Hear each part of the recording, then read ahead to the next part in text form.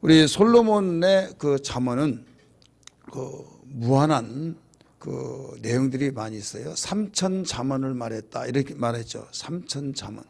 근데 여기에 그 잠언은 불과 얼마 되지 않습니다. 그런데 이 내용만 가지고도 그 엄청난 우리의 삶 속에 지혜로운 삶을 살 수가 있고, 하나님의 자녀로서 야 뭐가 다르다, 영특하다, 이런 말을 들으면서 우리의 삶을 윤택하게 만들어갈 수가 있어요. 그래서 제가 이런 이야기를 했어요. 자녀를 양육할 때 우리 성경 공부 시간에 말을 했습니다. 그 자녀들에게 하루에 한 장씩 잠언을 읽게 하고 거기에 따라서 기도하게 하면서 내 자신과 함께 같이 그렇게 읽게 하라. 그러면 분명히 변화의 역사가 있을 것이다. 이런 이야기를 했어요. 그러면 31장까지 있으니까 그 31일까지면 한 달이면 한 권을 다 띄는 거예요. 그러면 12달이니까 1년 잠언만 읽는다고 한다면 약 12번을 그 마스터를 하게 합니다. 그래서 이 똑같은 말도 계속 강조하면 이것이 박여져요. 백혀진데 이 내용이 자기도 모르는 사이에 이 기준이 되어진 거예요. 기준이 되어지면서 내가 갈 길이 보이죠. 그리 된 길은 이건 아니야, 바로 이리 가는 거야 라고 할 때 갈 길을 가니까 후회를 하지 않죠. 그래서 이 잠언은 우리가 구원받고 이런 면을 떠나서 이 세상의 하나님의 자녀로서 후회하면서 살지 말아라. 복된 삶을 살아라. 하나님의 자녀답게 살아라. 이거예요. 그렇기 때문에 우리 먼저 예수 믿는 내 자신이 이 아름다운 열매가 맺혀져야 될 줄 믿습니다. 그런데 사람이 잘 이렇게 나가다가 함정에 빠져버린 경우가 있어요. 저 사람이 왜 빠졌대? 이런 이야기 하죠. 물에 빠지든지 진흙탕에 빠져서 허부적거리다가 나오면 옷이 다 더럽혀지죠. 그러면 수치스러운 거예요.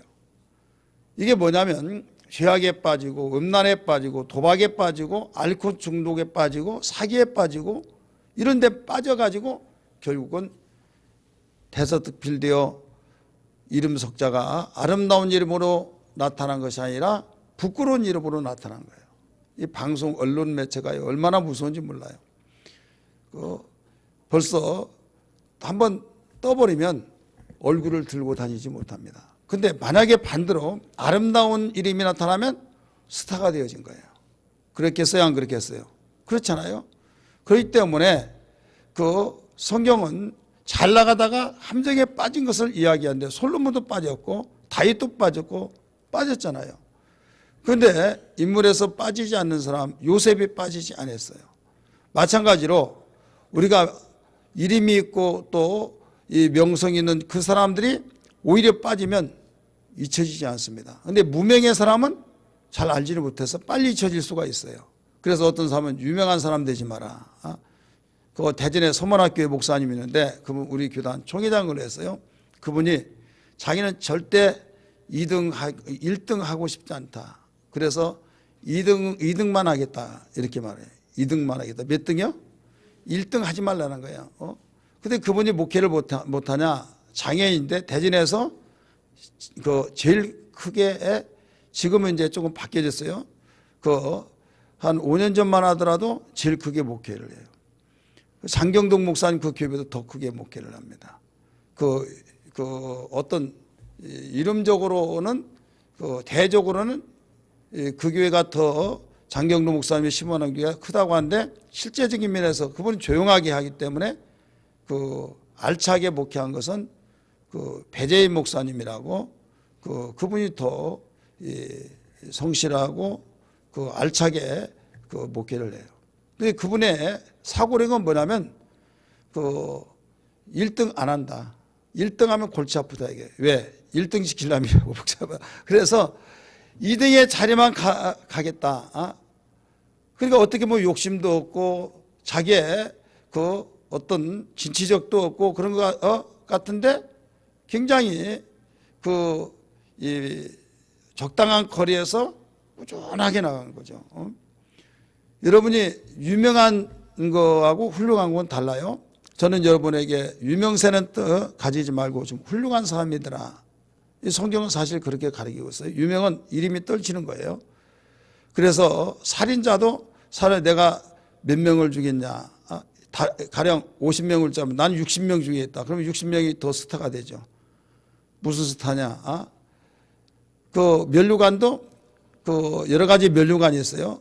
그런데 언젠가 제가 강의를 했을 때 뭐 생명의 면류관, 의의 면류관, 자랑의 면류관 막 이런 면류관이 있어요. 무슨 면류관이 있다고 그랬을까요? 교만의 면류관. 무슨 면류관이요? 교만의 면류관. 성경에 있을까요? 없을까요? 대답을 못한 사람은 홍순회 목사를 신뢰를 못한 것 같아요. 제가 실컷 앞에서 있다고 이야기를 했는데 교만의 면류관이 있어요. 그러니까 이 교만의 면류관, 이 교만의 면류관은 써야 해요, 안 써야 해요? 안 써야죠. 우리 옆에 분에게 다른 것 말고 다른 것 쓰더라도 절대 교만의 면류관을 쓰지 맙시다. 한번 해봐요. 무슨 면류관 쓰지 말자고요? 교만의 면류관. 그와 같이 안 좋은 이름을 떨치는 사람들이 있잖아요. 근데 유명이란 단어는 그 명성을 떨치니까, 이름을 떨치니까 그 유명이. 우리 하나님은 유명한 자 되기를 원하지 않아요. 바로 훌륭한 자 되기를 원한 거죠. 알아주든 몰라주든 하나님이 원하는 사람이 되어지기를 원한다 이거죠. 이것을 성경적으로 말한다면 그리스도의 분량이 이르기까지 장성하여서 온전한 자가 되라, 이런 내용이에요. 그러면 그렇게 되어지려면 어떻게 돼야 하냐, 뭐가 필요하냐, 지혜가 필요하다 이거죠. 우리를 넘어뜨리려고 함정을 파놓은 원수 악한 마귀가 굉장히 많습니다. 그래서 구석구석 함정을 파놓고 포장을 해놔요. 포장하니까 좋은 길 같이 보이죠. 가다가 빠지는 거예요. 여기 구멍을 파놓고 웅덩이를 파놓고 거기다가 아주 멋들어지게 포장을 착 했다고 봅시다. 야, 멋있다. 가다가 붕덩 빠져버리면 얼마나 낭패일까요? 나올 수 있다고 한다면 다행이지만 나오지 못하면 그걸로 끝이죠. 그러니까 우리는 때로는 성경에 보면 광명의 천사가 포장을 해서 바로 하나님 보낸 천사처럼 나타나서 이리 오라고 손짓한다 이거죠. 그러면 그가 나를 위해서 오라온 줄 알고 가다가 거기에 덫에 걸린다 이거죠. 근데 그 덫이 아니다, 덫이다라는 것을 알 수 있는, 분별할 수 있는 것도 지혜가 있으면 분별할 수 있다 이거죠. 그래서 이 세상에 수많은 사람이 있지만은 지혜의 왕, 오늘날 지금에 이르기까지 전에도 없었고 후에도 없을 솔로몬의 지혜를 가르쳐 준 거 있죠. 그래서 믿지 않는 사람들도 어떤 난관에 부딪혀서 해결해야 하겠는데 해결할 어떤 대처할 수 없는 방안이 안 나올 때 솔로몬의 지혜가 지금 필요하다고 이런 말을 합니까 안 합니까? 오직 유명하면 그런 말을 하겠지 않습니까? 솔로몬의 지혜가 필요하다. 그래서 이 솔로몬의 지혜를 오늘 개인에게만 있는 것이 아니라 우리에게도 하나님이 솔로몬의 지혜를 주셨고, 그러면 하나님이 솔로몬의 지혜를 주셨다면 우리에게 주실까요, 안 주실까요? 주시죠. 그렇다면 솔로몬의 지혜는 독점하는 지혜가 아니라 믿는 자에게, 사모하는 자에게 모두 주신다 이거죠. 그리고 이 솔로몬의 지혜를 우리에게 나누라고 여기에 지혜서를 주신 거예요. 그래서 여기에 잠언이라고 하는 성경을 하나님께서 솔로몬 기자를 통해서 쓰게 하신 겁니다. 오늘 1장 후미에서는 무엇을 가르쳐 주는가 하면, 너희가 그 불경건한 생활을 하면 하나님이 너를 심판하신다 이거예요. 한마디로 말해서 1장 주보에 오늘 읽어야 할 내용이라고 써가지고 20절에서 그 마지막 절까지 나왔던 그 내용을 지난 시간이라고 굉장히 오래됐기 때문에 다 잃어버렸을 거예요. 그 내용에 보면 그 내용 속에서 계속 우리를 유혹하는 자들이 있다 이거죠. 그럴 때 지혜가 너희를 부를 때 그 지혜 소리를 들어라. 지혜 소리를 예면하지 말아라. 그래서 하나님의 말씀을 듣는 방법에 대해서 말씀을 드렸어요. 이 말씀하면 여러분이 어렴풋이 좀 기억날까요?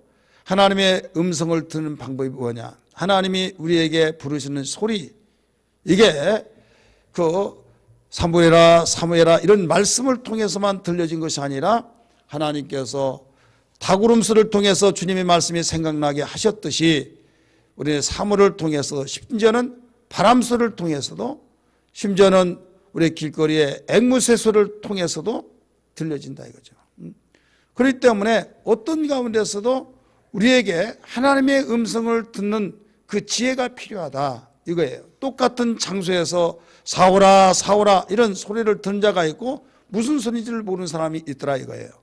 그렇다면 우리는 오늘 이 시간에 똑같이 홍순대 목사가 한국말로 설교하고 한국말로 이름 듣습니다. 그럼에도 불구하고 무슨 말인지 모르는 사람이 있어요. 근데 어떤 사람은 아멘 아멘 주여로 고백하면서 듣는다 이거죠. 그러면 그 말씀을 들을 때 이게 지혜가 부르고 있을 때 거기에 응답이 되었다 이거예요. 자, 하나님은 우리에게 그 교제하기를 원하고 있어요. 교제라는 건 뭡니까? 주거니 받거니 하면서 나누는 거예요. 선포는 그냥 듣든지 아니든지 전달해 주는 거예요. 들으면 복이요 들었지 못하면 기회를 놓쳐버리는 겁니다. 그런데 교제라고 하는 것은 내가 말할 때 상대가 거기에 답변이 있어요. 답변하고 또 나에게 말하면 나는 또 거기에 답변하고 또 말하고, 그래서 주거니 받거니 하는데 여기에서 지혜가 너를 부른다. 그래서 하나님의 말씀 지혜잖아요. 그래서 하나님 말씀이 너를 지금 부르고 있다 이거예요. 너에게 해서 소리치고 있다 이거예요. 너 함정에 빠지지 마라. 너를 지금 함정에 몰아넣으려고 너를 지금 유혹하고 있다. 거기에 빠지지 마라 라고 하면서 부르고 있다고 한 것을 1장 우리 20절 이하에서 우리에게 일러주고 있습니다. 2장에 와서는 그런 내용을 반전을 시키면서 무슨 말씀을 가르쳐주고 있느냐, 바로 이제 가르치는 내용에 대해서 그 방향을 바꿔서 2장에서 가르쳐주고 있는 겁니다. 그리고 가르쳐주는 그 내용이 뭐냐, 이 내용은 바로 지혜의 추구를 해야 된다. 지혜에 대해서 그냥 하늘 보고 입 벌리고 있지 말고 지혜에 대해서 네가 사모하고 지혜에 대해서 추구를 하라. 지혜에 대해서 열망하라는 거예요. 그래서 지혜에 대한 추구의 방법과 결과를 가르치고 있는 겁니다. 오늘 제목입니다. 따라서 합시다. 지혜의 추구와 방법. 지혜의 추구와 방법에 대해서 가르쳐주면서 그 방법 속에는 반드시 또 결과가 나타난다. 근데 2장 전체 내용을 보면 무슨 내용이 나온가 하면 지혜를 획득하는 방법에 대해서 나오고 사용하는 방법이 나와요. 지혜를 어떻게 해서 획득하냐, 그래서 획득했으면 어떻게 사용할 것이냐. 여러분, 어떤 내가 사모한 것을 획득했어요. 그러면 그걸 사모했으면, 획득했으면 사용하는 방법을 알아야겠죠. 사용하는 방법을 모르면 무용지물이 되는 거예요. 여러분이 전자제품을 내가 좀 구하기 위해서 사모했는데 누가 선물을 주었다고 가정해봐요. 그러면 얼마나 기쁘겠어요. 그러면 사용해야 해요, 안 해요? 사용해야죠. 만약에 사용하지 못하면 내가 사모하는 의미가 없는 거예요. 마찬가지예요. 지혜를 추구했습니다. 그래서 획득했어요. 획득했는데 사용할 줄 모른다면 이것은 의미가 없다. 그래서 2장은 두 가지를 가르치고 있어요. 하나는 오늘 읽었던 말씀까지는 획득의 방법, 우리 다음 시간에 드려야 할 내용은 사용의 방법, 획득한 지혜를 사용해야 할 방법에 대해서 가르쳐주고 있다 이거죠. 그렇다면 오늘 지혜를 얻기 위해서 사용하는 그 방법이 뭐냐? 지혜를 얻기 위해서 사용하는 방법. 지혜를 얻기 위한 방법 하면 그 방법이 뭔데, 지혜를 사용하기 위한 방법이란 건 또 뭐냐, 이렇게 생각이 들 수가 있어요. 왜 그런가 하면 지혜를 얻어서 내가 사용해야 하는데 그 방법론이 나오는데 여러 가지 방법이 있겠지만은 오늘 본문 속에서 비춰보려고 합니다. 자, 지혜를 얻기 위해서 사용해야 할 방법은 먼저 1번에 대해서 보면 관심이 있어야만 됩니다. 우리 한번 따라서 관심.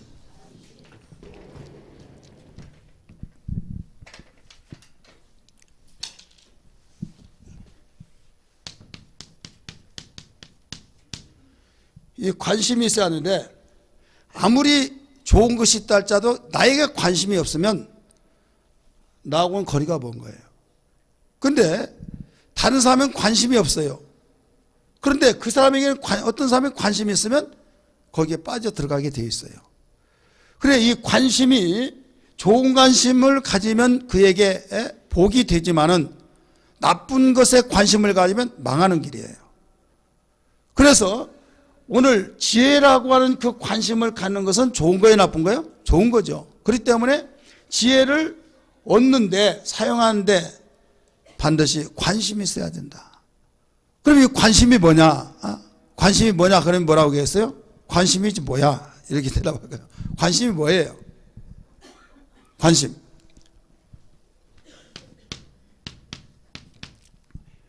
관심을 여러 가지 기본적으로 설명할 수 있겠지만은 1절에서 보면 네 가지 묘가 나와요. 자, 1절, 2절까지 봅니다. 시작. 내 아들아, 네가 만일 나의 말을 받으며, 자, 받으며 나와요. 받으며. 그 다음에 또요. 나의 계명을 네게 간직하며. 그 다음에 또요. 기울이며. 그 다음에 또요. 명철에 두며. 자, 끝자가 뭐예요? 쭉 묘죠. 네 가지 묘예요. 그래, 관심이라고 하는 것은 내가 관심 있으면 받아야 안 받아요? 은혜 받으려고 하는 것도 관심 있는 사람이 받아요. 관심이 없으면 은혜 받지 않습니다. 여러분, 은사도 마찬가지예요. 방언도 마찬가지고, 어떤 사람 방언, 나는 관심 없어. 그럼 받아요, 못 받아요? 못 받습니다. 그런데 아니, 방언하는 사람 보면 옆에서 기도할 때 막 힘있게 기도하고, 얼마나 이상하게 방언하는 사람은 너무 신기해서 물어보니까 알아듣지도 못한다고 하는데도 막 기품이 차 있더라 이게요. 그러니까 관심을 가지니까 나도 받을까? 받아볼까? 거기에 관심 있다가 보면 거기에 대해서 대화를 나누다 보니까 사모하는 마음이 생겨서 받아요, 결국. 그래서 받으며, 그 다음에 간직하며, 내가 받았어요. 은사를 받고 계속적으로 꾸준하게 지속한 사람이 있고, 그냥 한 석 달 가다가 다 팽개쳐버린 사람이 있어요. 제가 초등학교 6학년 때 방언의 은사를 받았다고 그랬어요. 그런데 저와 똑같이 받은 사람들이 많이 있었는데 그들은 한결같이 몇 달 가지 못했습니다. 근데 저는 지금까지 왔어요. 왜 그러느냐?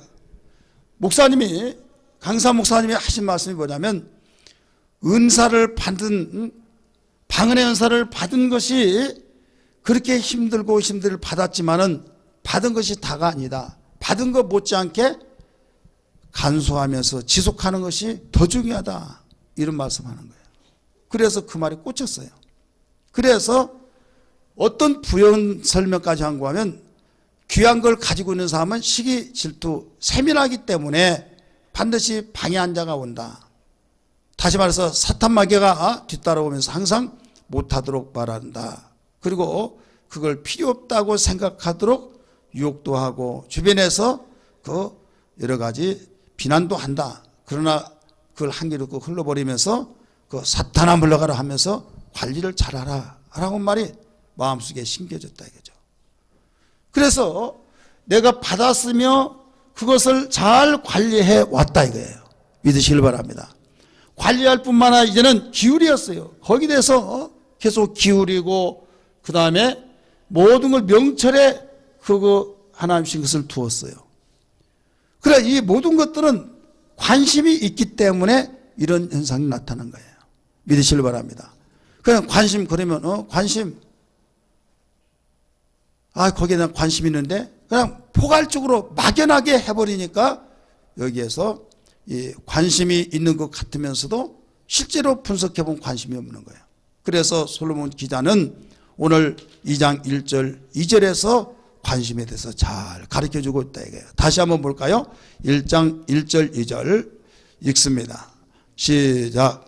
내 아들아, 내가 만일 나의 말을 받으며 나의 계명을 내게 간직하며 내 귀를 지혜에 기울이며 내 마음을 명철에 두며. 아멘. 여러분, 하나님의 말씀에 대한 모두 우리 하나님의 모든 말씀을 받고 간직을 잘하고 또 귀를 기울이기를 주의 이름으로 축복합니다. 더 나아가서 명철에다 두기를 바랍니다. 이게 바로 관심. 그래서 관심 있는 그에게 하나님은 절대로 외면하지 않아요. 관심을 갖기를 오히려 하나님께서는 우리에게 부탁하셨고 심지어는 명령을 촉구하셨어요. 두 번째, 이 관심을 가지고 난 뒤에는 이제 간구를 해야만 됩니다. 기도를 하는데 3절 4절에서 가르쳐주고 있어요. 3절 4절 한번 봅니다. 지식을 불러 구하며 명철을 얻으려고 소리를 부르며 기도하라는 거예요. 구하라는 거죠. 그 다음에 4절 은을 4절 은을 구하는 것 같이 그것을 구하며 감춰진 보배를 찾는 것 같이 그것을 찾으면 이렇게 나오죠. 그래서 은을 구하는 것 같이 그것을 구하라. 그것이 뭐예요 지금? 지혜. 그것을 구하라 이거예요. 은을 구하듯이 감춰진 보배를 구하듯이 보배를 찾듯이 그렇게 해봐라. 그러니까 하나님께서 우리에게 주시고자 한 것을 우리가 받는 데는 그냥 주신 것이 아니에요. 값을 네가 얼마를 내면 줄게 그런 것이 아니라 공짜로 주시지만은 우리가 해야 할 바로 그 자체 마음을 갖춰야 할 것이 있는 것은 관심에 대한 것과 거기에서 간구. 이 관심과 간구는 뭐가 다르냐면 관심 있는 사람이 기도하게 되어 있어요. 따라서 관심 있는 사람이 기도하게 되어 있다. 만약에 관심이 있다고 하면서 기도하지 않는 자는 이건 거짓말이에요. 반드시 관심이 있으면 기도하게 되어 있어요. 근데 기도를 하되 무슨 기도하냐? 간구의 기도를 한다 이거죠. 물을 데웁니다. 데울 때 미지근한 거하고 뜨거운 거 다르고 뜨거운 거하고 끓은 거하고 달라요. 따라서 합시다. 미지근한 거하고 끓은 거하고. 그 다음에요? 한 가지 뺐어요? 네, 뜨거운 거하고. 자, 미지근한 것은 손을 넣더라도 좀 미지근하구나 이렇게 느껴지죠. 뜨거우면 뜨거. 그다음 어떻게? 야, 펄펄 끓잖아. 넣기도 전에 다 벌써 올라갔다 내려갔다 올라갈 때 뽀글뽀글 올라가다 이렇게 된단 말이에요. 그러니까 넣기도 전에 그냥 나타나요. 만약에 한번 넣어봐 그래. 넣어놔. 안 넣어. 안 넣으면서도 펄펄 끓어서 뜨겁다는 걸 벌써 인지하고 있는 거예요. 그러나 미지근한 것은 이게 지금 끓은 거야 안 끓은 거야 하면서 따뜻해진 거야. 불은 안 보이죠. 그래서 넣어보면 지금 데워지고 있네. 왜? 그래서 미지근하다 이거죠. 근데 나중에 이제는 펄펄 끓다가 최고로 끓을 때 보이지 않는 그것이 보여진 거예요. 이제 바로 액체가 기체화로 되는 거예요. 기도가 다 기도냐? 그렇습니다. 다 기도지만은 기도의 분류로서 기도, 묵상 기도도 기도고. 그러니까 어떤 사람 기도하라면 나 기도해요. 난 항상 기도해요. 걸어갈 때도 기도하고 밥 먹을 때도 기도하고 잠잘 때도 기도하고. 그러면 기도 안 할 때 언제냐고 하면 항상 기도해서 항상 기도합니다. 그런데 여보 전화 왔어요. 알았어! 기도한 사람이 왜 이렇게 성질내? 아니 기도한다 알마다 기도한다고 하면서 완전히 누가 뭐라니까 막 쌍시받침에다가 소리를 지르고 막 여기는 물건을 내 던지고 그게 기도한 사람이라고. 여러분 기도한다고 한다는 것은요 어린아이도 옆에 있다고 한다면 교육상 성질 못 내요. 조금 지성인이라고 한다면. 그런데 막 사물을 던지고 막 욕을 하고 막 어떤 거 막 이 분을 참지 못하니까 막 찢어버리고 막 쌍칼적칼 막 하면서 짓거리고 그런다고 한다면 이것은 이성을 잃어버린 사람이에요. 세상의 사람도 여러분 지성인이라고 한다면 그렇지 않는데 하나님의 자녀가 그렇게 된다면 어떻게 될까요? 왜 기도하라고 할까요? 기도는 지금 막연하게 기도한 것이 아니에요. 내가 기도하는 대상이 있어요. 그 대상이 누굽니까? 하나님이죠. 절대자이신 하나님, 절대자인 하나님과의 지금 교제를 하고 있는 거예요. 교제하고 있는데 어린 나이에 있으면 야 가라 하면서 화가 나더라도 그 옆에 있는 분 때문에 이 이상 화내지 못하고 잠깐만요 실례합니다 하고 들여다주고 와서 대화를 했으면 했지, 거기다 대고 막 소리를 지르면서 여보 이리 와보라고 하면서 막 애 보는 거야 안 보는 거야 하면서 소리치지는 않는다 이거죠. 하물며 하나님 아버지와 기도하는데, 기도하는 사람이 왜 날마다 쉬지 않고 기도한다고 하는 사람이 그런 것은 새빨간 거짓말이다 이거예요. 그러니까 기도의 사람은 반드시 변화가 되게 돼 있어요. 그런데 기도에 대해서 묵상 기도하고 그냥 일반적인 기도는 물을 넣어봤을 때 미지근한 그런 물과 같이 기도는 어떤 변화의 역사가 별로 없습니다. 왜 그러느냐? 자, 찬물에 대해서 조금 미지근할 때는 큰 변화가 있어요 없어요? 약간의 변화는 있지만은 쉽게 꺼져버려요. 그런데 여기서 뜨거울 정도 되면 완연하게 보여져요. 거기다가 펄펄거리면 더 보여져요.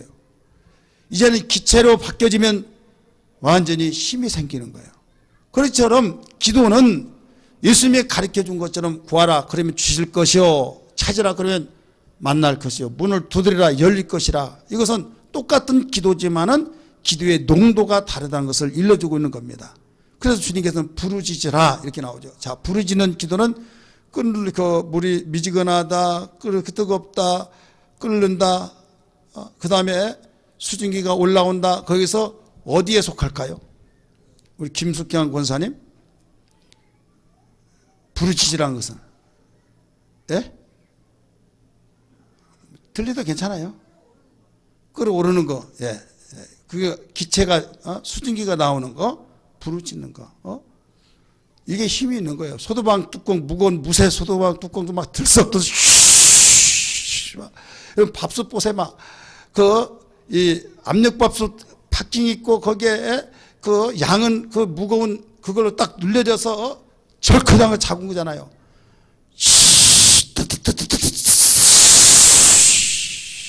하면서 얼마나 요란합니까?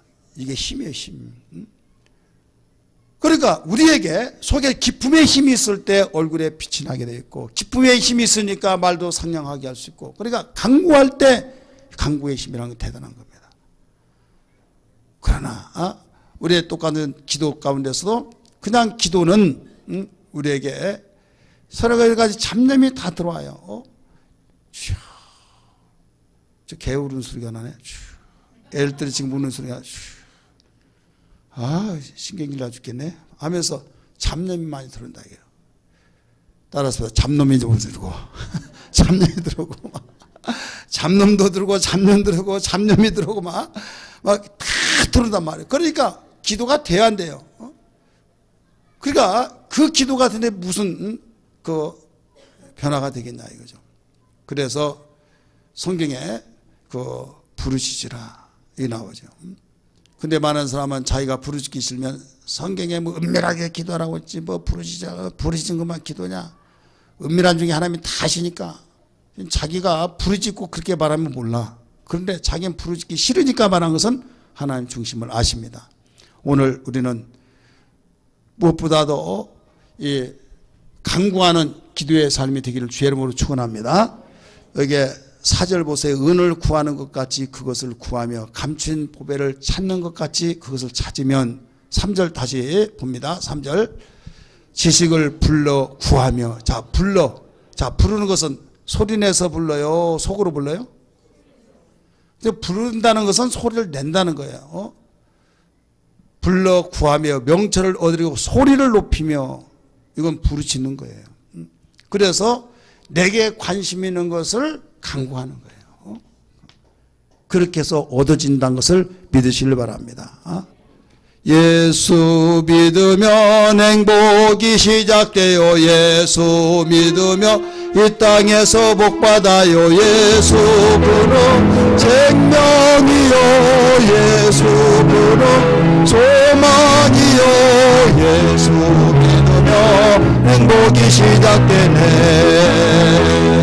예수 믿으면 하나님 자녀 돼요. 예수 믿으면 기도할 때 응답돼요. 예수 그는 생명이요. 예수 그는 소망이요. 예수 믿으면 시작되네. 예수 믿으면 이 세상 떠날 때에 예수 믿으면 천국에 들어가. 예수 그는 생명이요. 소망이요. 예수 믿으면 행복이 시작되네. 세 번째로 응답.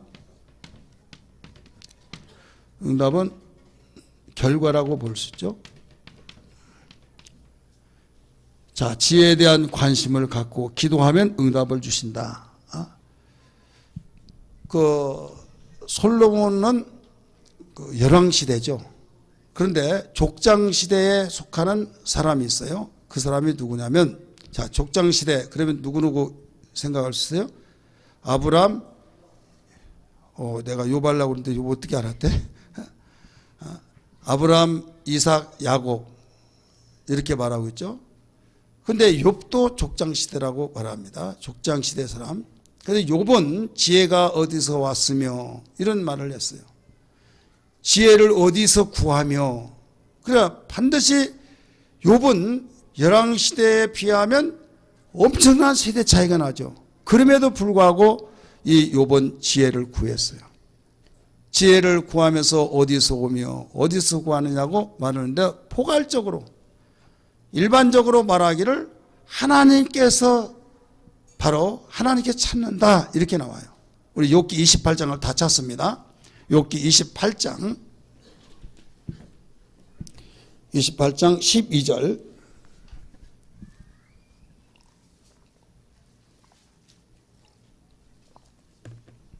욥기 28장 12절 읽습니다.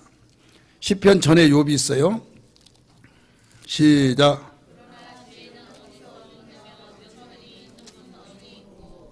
아멘.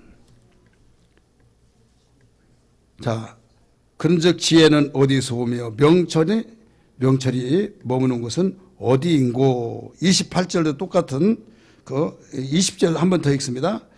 지금 12절 읽었죠. 20절 똑같이 나오는데요. 20절 그런즉 지혜는 어디서 오며 명철이 머무는 곳은 어디인고. 12절 그러나 지혜는 어디서 얻으며 명철이 있는 곳은 어디인고. 이렇게 나오죠. 그러니까 지혜를 얻기 위해서 사모하고 사는데 어디 있는 거, 어디서 나오는 거, 어디서 머무는 거, 이런 이야기를 했단 말이에요. 이때 그는 깨닫고 뭐라고 했느냐. 하나님은 그 길을 아시며 그곳을 아시느니라. 하나님은 아신다는 거예요. 자, 성경 말씀 28장 욕기입니다. 여기에 몇 절 보시냐면 23절 읽으세요. 23절 시작. 하나님이 그 길을 아시며 있는 곳을 아시나니. 자, 일반적으로 그냥 포괄적으로 가르쳐 주겠죠. 지혜가 어디에 머물고 어디에 있는고 했는데 하나님께서 아신다. 하나님 있는 곳에 있다. 이렇게 말을 했어요. 그런데 솔로몬은 한 단계 더 나가서 발전적이면서 바로 그 지혜를 찾는 방법도 알게 되고 사용하는 방법도 알게 됐다 이거죠. 그래서 오늘 본문의 말씀 속에서 지혜를 찾는 그에게 바로 어떻게 찾는다라고는 사용하는 그 찾는 방법을 하는데, 관심을 가져라. 그 다음에 기도하라. 그러면 응답받는다. 결과적으로 지혜를 얻는다 이거예요. 우리 5절 말씀 봅니다. 5절 말씀. 잠언 2장 5절 읽습니다. 시작. 여호와 경외하기를 깨달으며 하나님을 알게 되리니. 예. 지혜를 구했는데 무엇을 결과가 되었어요? 하나님 경외하는 거. 하나님을 경외한 것을 바로 깨닫고 그 다음에 하나님을 알게 됐다. 하나님 알게 됐다. 자, 그렇게 지혜를 구했는데, 지혜를 관심을 갖고 구했는데 응답이 하나님 경외한 것을 깨달았다. 그 다음에 하나님을 알게 되었다. 이거예요. 그러면 지혜를 그냥 주셨으면 됐는데 왜 이걸 결과는 이렇게 되었느냐, 이걸 알으셔야 말입니다. 예를 들어서 문제가 해결되는데 해결될 수가 없으니까 무슨 문제냐, 사건의 이야기가 되니까 누구 찾아가 봐라, 그분을 만나라, 이렇게 말했어요. 그러면 만나봐라, 그 말은 무슨 말이에요? 그 속에 해답이 있다 이거예요. 그래, 지혜를 추구해서 바로 얻으려고 몸부림칠 때 하나님께서 너 관심을 가져라, 그리고 기도하라 이거예요. 제자를 통해서 가르쳐 준 거예요. 그러면 거기에 응답이 있다, 얻을 수 있다 이거예요. 그래서 그렇게 했더니 지혜를 뭉텅이로 주듯이 눈이 내려오듯이 그냥 덩어리 주듯이 그렇게 주신 것이 아니라 기꺼이 뭘로 나타나게 하시냐면 하나님을 경외한 걸 깨닫게 되고 그 다음에 여기에서 하나님을 알게 되었더라 이거예요. 여기에 깊은 의미가 담기는 겁니다. 인생에 그 하나님이 창조한 목적이 이사야에서는 하나님을 하나님을 찬송하고 하나님께 영광을 돌린 것이라고 가르쳐주고 있지만은 전도서 12장 13절의 말씀 보면 이래 결국을 다 들었으니 하나님을 경외하고 그 명령을 지킬지어다, 이것이 사람의 본분이니라 라고 가르쳐줬어요. 자, 인간의 본분이 뭐냐? 인간의 본분은 하나님을 경외하고 하나님의 명령을 지키는 것이다 이거예요. 명령을. 그러니까 하나님을 경외하지 않거나 하나님을 경외하지 않고 명령 지킬 수 없고 하나님을 경외하면 명령을 지킬 수밖에 없다는 거예요. 그래서 하나님 경외하고 명령을 지키라. 어떻게 보면 경외합니다 해놓고 명령 지키지 않으면 너 진정으로 경외한 거 아니다 이거죠. 사랑한다고 하고 그 부탁했던 것을 외면하고 잘라버리고 들어주지 않는다면 진정한 사랑이 아니듯이 하나님을 경외한다고 한 그 사람은 반드시 하나님이 명령하신 그 명령을 지키게 되어 있다, 이런 말씀입니다. 이게 인간의 본분이라는 거예요. 사람의 본분이라 이거예요. 그러니까 인간의 본분을 다하지 아니한다면 기초가 안 되어진 거예요. 하나님을 하나님의 형상을 따라 그 모양대로 지었어요. 그렇다면 최소한도 누구를 닮아가야겠습니까? 하나님을 닮아가야겠죠. 근데 하나님을 닮아가야 하는데 하나님을 닮지 못하고 내 이무대로 생활해버리고 질서도 없고 자기를 만들어주신 하나님을 외면해버린다고 한다면 이건 기초도 되지 않은 자다. 그럼 기초가 안 됐으면 이건 다 끝난 거예요. 집을 질 때 기초가 되어지지 않고 짓는다고 한다면 이건 위험을 초래한 것입니다. 마찬가지로 기초가 든든하면 더딘 것 같지만은 장래가 있는 걸 믿기 바랍니다. 근데 그 기초가 뭐냐? 하나님 경외하는 거, 하나님 명령 지키는 거. 그러니까 아무리 세상에서 잘 나가고 아무리 부러운 대상이 있다 할지라도 하나님을 경외하지 않고 명령 지키지 않으면 우리는 나는 대단한 줄 알았더니 별것도 아니네, 여러분, 그런 인식이 있어요.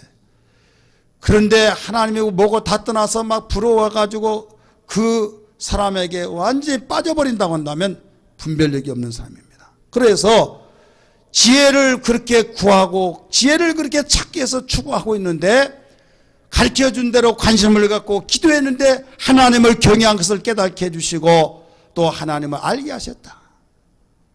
하나님을 알게 되면 거기에 해답은 다 되게 얻게 되어 있어요. 그래서 영생도, 여러분, 구원도 어떻게 받느냐? 하나님 알아야 되는 거예요. 하나님 알지 못하면 영생을 얻을 수가 없는 거예요.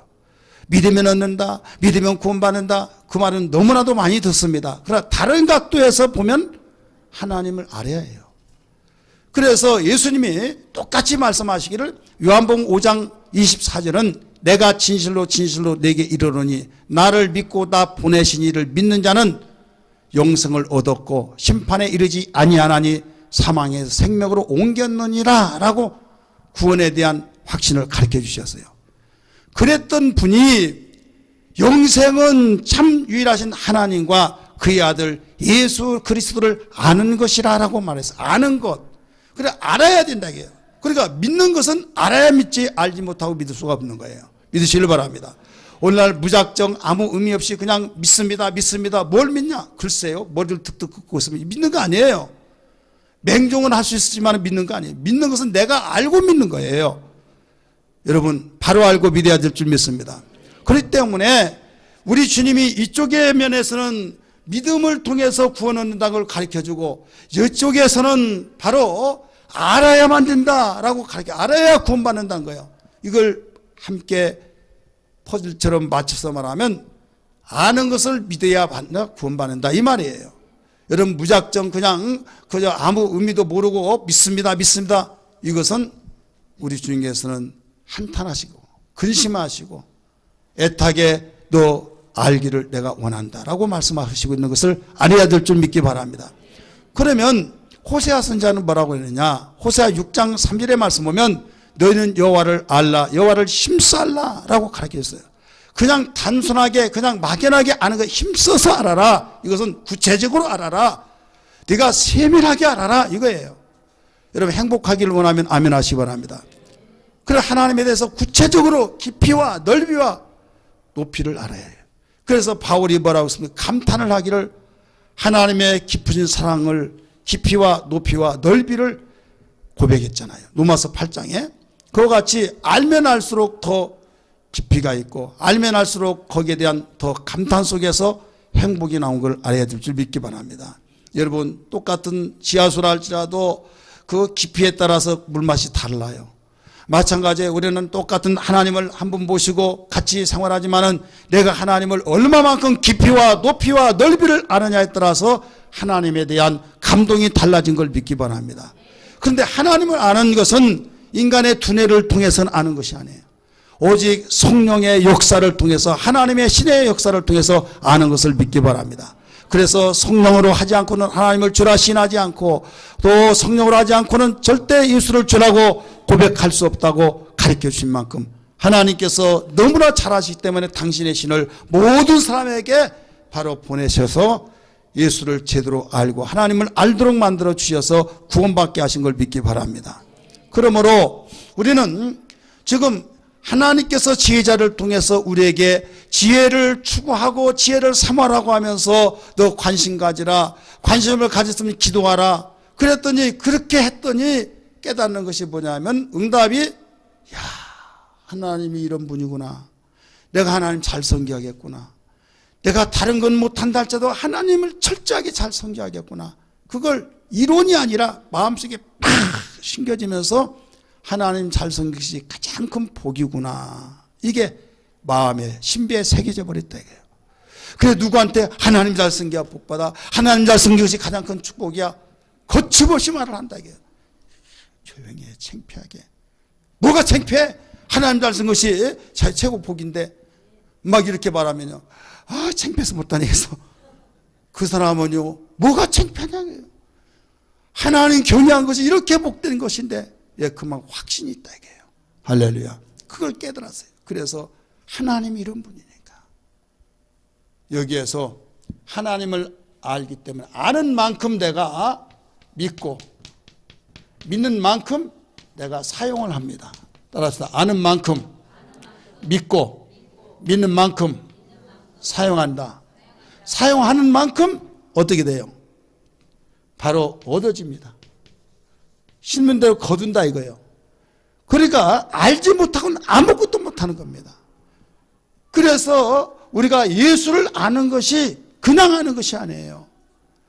그래서 성경은 가르쳐 주기를 고린도전서 1장 24절의 말씀 보니까 예수 그리스도는 하나님의 능력이요 하나님의 지혜라고 그랬어요.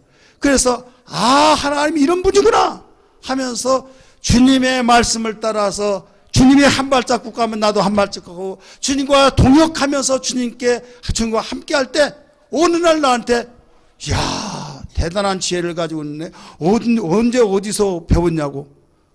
글쎄 나는 배운 거 없는데. 그러면 모든 일정을 한번 이야기해보라. 나는 주님과 함께 한 것밖에 없다. 그러면 결론이 뭐예요?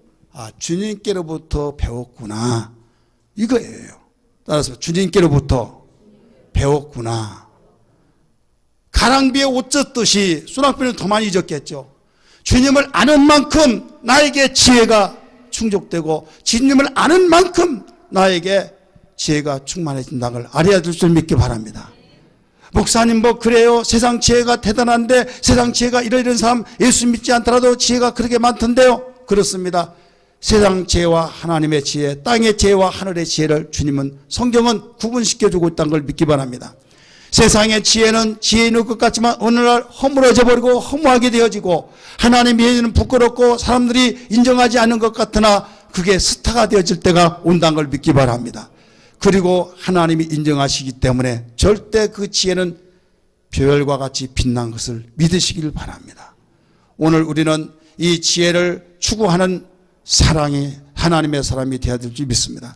지혜를 추구하는 그 사람은 반드시 관심을 갖게 되고 관심을 가진 사람은 기도하게 되고 기도하는 사람은 응답을 받는데 그 응답이 다른 것으로 얻어진 것이 아니라 하나님 경외한 것을 깨닫고 하나님을 알 때 그분과 함께 생활하니까 거기서 지혜를 배우고 얻어서 지혜 있는 자가 되더라, 이런 말씀입니다.